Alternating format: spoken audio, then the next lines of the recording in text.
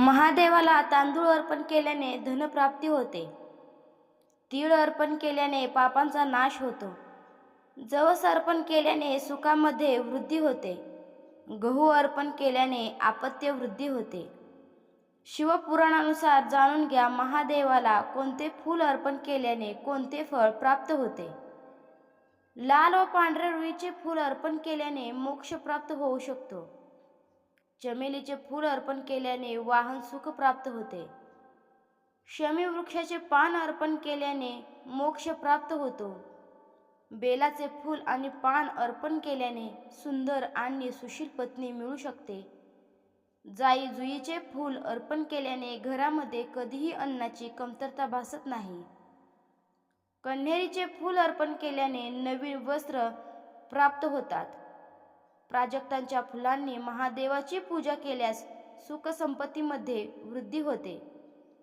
धोत्र्याचे फूल अर्पण केल्याने महादेव सुयोग्य पुत्र प्रदान करतात, जो कुळाचा उद्धार करतो.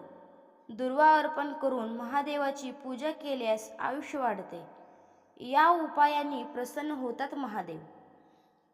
तुमच्या घरामध्ये कोणत्याही प्रकारची अडचण असेल तर श्रावणात दररोज सकाळी घरामध्ये गोमूत्र शिंपडावे. लग्न जमण्यात अडचण येत असतील तर श्रावण महिन्यात दररोज शिवलिंगावर केशर मिश्रित दूध अर्पण करा. या उपायाने लवकरच लग्नाचे योग जुळून येऊ शकतात. श्रावणात दररोज नंदी बैलाला हिरवा चारा टाका. श्रावणात गरिबांना अन्नदान करा. या उपायाने तुमच्या घरामध्ये कधीही अन्नाची कमतरता राहणार नाही. तसेच पितरांच्या आत्म्याला शांती मिळेल. श्रावण महिन्यात दररोज सकाळी लवकर उठून स्नान करून महादेवाच्या मंदिरात जाऊन शिवलिंगावर जलाभिषेक करून काळे तीळ अर्पण करावेत. त्यानंतर मंदिरात बसून ओम नमः शिवाय या मंत्राचा यथाशक्ती जप करावा. या उपायाने मानसिक शांती लाभेल.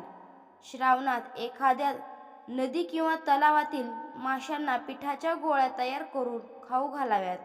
हा धनप्राप्तीचा सोपा उपाय आहे उत्पन्न वाढण्यासाठी. धन्यवाद.